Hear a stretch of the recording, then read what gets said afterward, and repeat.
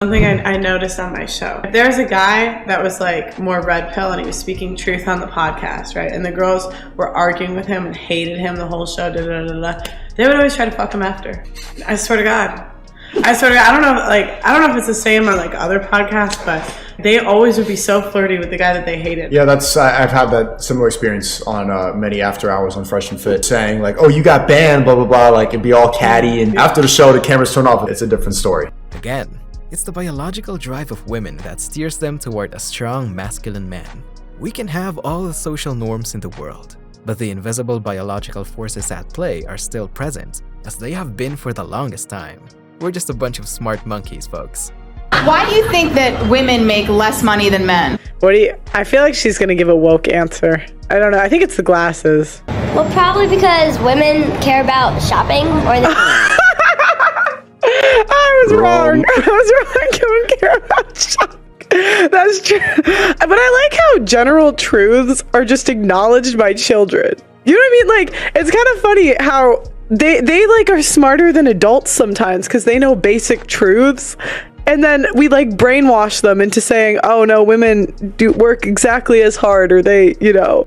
It's hilarious that common sense has been beaten out of most adults today. That we find kids answering with the most basic truths hilarious. You ever date me? No. Your eye level with my titties. I can't take that seriously. As a sperm donor, this absolutely fucking blows me away. The first question on the application, are you over or under 6 feet tall? If you're under 6 foot, you're out of the program. Clearly, there must be some short women out there that want to reproduce with some short guys. Tell me in the comments. FLCS, follow, like, comment, share. This is how ruthless women are to men. As they should. Good for them. It's hardwired into them anyway. So fellas, remember this when you're dealing with women. Don't lower your standards. If she weighs more than you and you don't like it, well, you know what to do. Biggest misconception, bro, is the fact that like, bro, everyone thinks that we hate women, that we're misogynistic. You feel me? Like, that everything that we're talking about is coming from a place of hate, when that's not the truth. Everything we're trying to do is for the men, to help the men. Because, bro, at least for me, like I can only speak for myself here, but when I make my content, I know that I'm trying to help the individuals that used to be where I was back in the past. You feel me? When I was like 16, 17, 18, and I'm here struggling with women, it's like I wanted the clarity, I wanted the answers. And now I have the answers, I have the clarity, and now I'm providing that message to my audience. So that's really what I'm about. But obviously, in any industry, any space, there's going to be individuals that are approaching it or maybe coming at it from a different angle, where it's like they really just want to manipulate. They really just want to be that guy. You know what I mean? So like, there are people like that in any industry. You feel me? Truth nowadays is called misogyny. Those who have swords and know how to use them, but keep them sheathed, will inherit the world. One of the things I tell young men, well, and young women as well, but the young men really need to hear this more, I think, is that you should be a monster. You know, because everyone says, well, you should be harmless, virtuous. You shouldn't do anyone any harm. You should sheath your competitive instinct. You shouldn't try to win. You know, you don't want to be too aggressive. You don't want to be too assertive. You want to take a back seat and all of that. It's like, no, wrong. You should be a monster, an absolute monster, and then you should learn how to control it. I can wear pants. I can wear a top that shows most of my body, and I continue to do so because of all the women who fought for that. Women got the right. Women didn't fight for you to walk around looking like a whore, okay? That's not what they fought for. They fought for your right to vote, the right for your education, the right for you to play a sport. Jesus. The mom's reaction is hilarious. Why is it so important to you?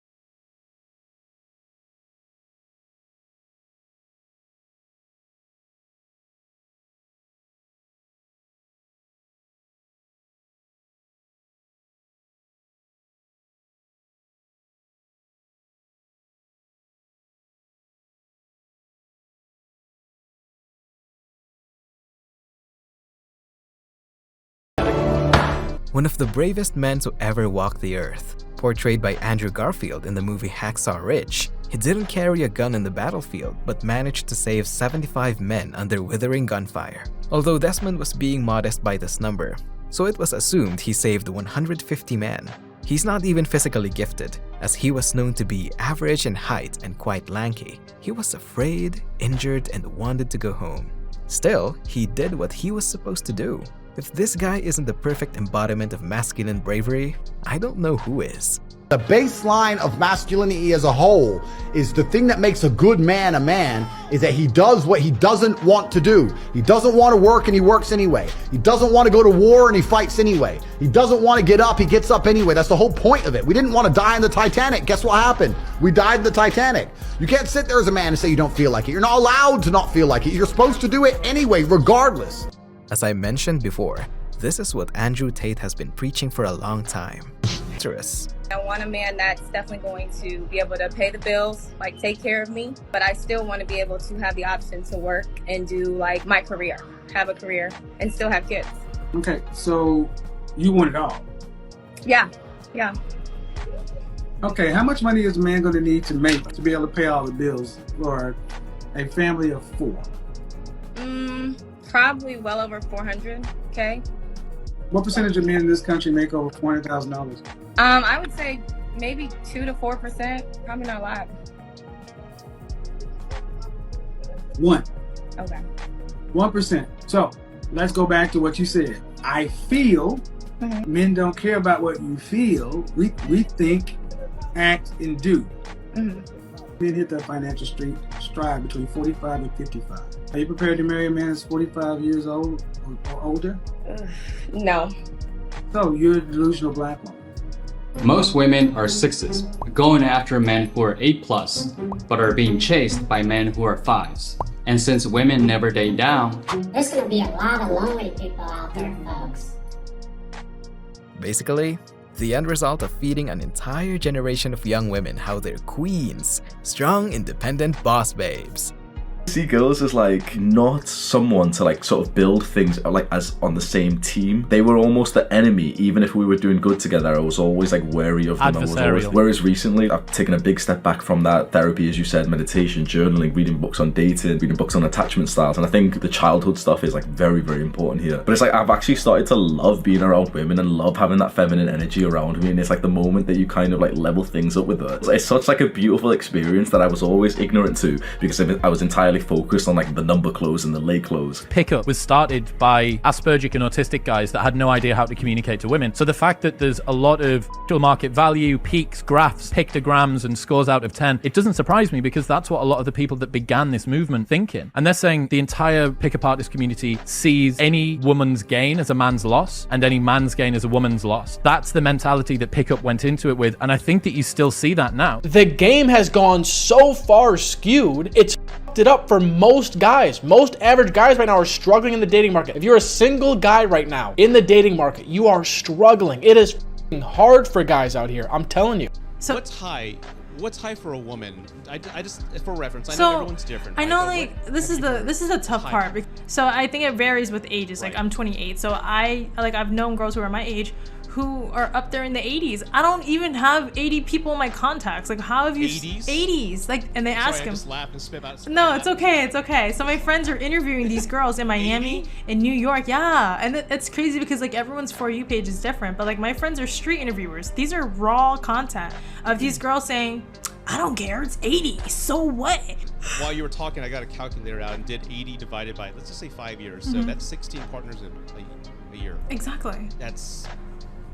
Trigger warning. Don't get mad. Women dating today are telling men to go to therapy for their toxic masculinity, while they perpetuate their own avoidant attachment style and keep falling for men with the same issues, and then blame them for being all narcissistic.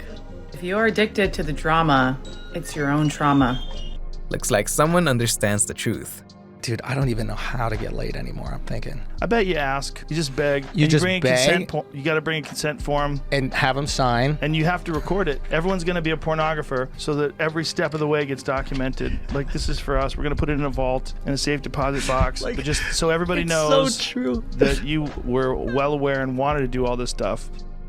It's called an insurance policy.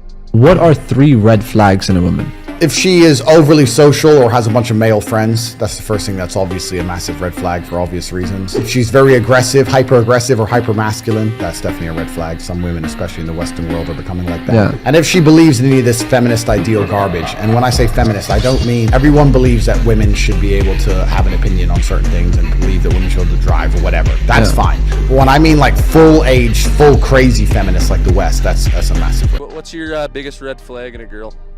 Too many guy friends. Like, you can have some, yeah, but like if there's a fuck ton, it's a little... like the Snapchat's just covered in a male. If any modern woman who has her common sense beaten out of her hears this, they'll say, you're insecure. Don't let that get to you, boys. Women resort to shaming tactics once they realize they can't get through your boundaries. That's all for today, folks. Let's end this one with this. Here's the biggest lie that men are taught about women. And this is the first thing I will be teaching my son about women. This idea that what women say they want and what women actually respond to and go after are 2 completely different things. Perfect example are all the women out there who say they want a nice guy but end up sleeping with a bad boy. Now, should you stop busting into a tissue in the meantime? Let's find out.